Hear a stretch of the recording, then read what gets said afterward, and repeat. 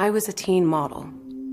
This statement does not generally inspire compassion. It's a thought that one attaches to lucky breaks and glamorous lifestyles. No one associates being a young fashion model with trauma. At age 14, I left home for Japan, Italy, France, Mexico, New York. The modeling agency promised my parents chaperones and supervision, but the reality was foreign languages I couldn't understand, career decisions without proper guidance, and inappropriate sexual situations. Surrounded by adults, I was put in environments no 14-year-old is prepared to handle. I worked long hours, many times late into the night, once being made to stand in a pool of freezing water until I literally turned blue. Eventually, my naturally outgoing personality changed. I became withdrawn and startled easily.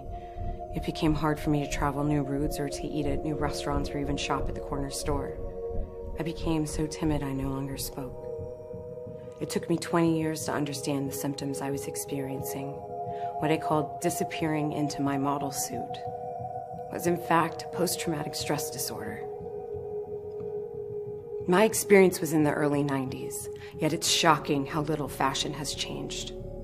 The global clothing and textiles industry now generates upwards of $2.5 trillion a year.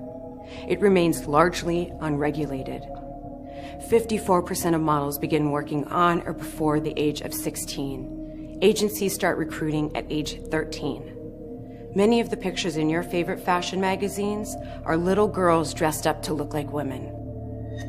Provocation is the language of fashion, and with trillions of dollars of revenue, why should the industry change? Because children are being harmed. We are pushing back.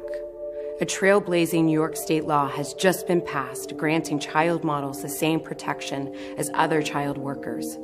Protections now include school night curfews and on-the-set hour limits.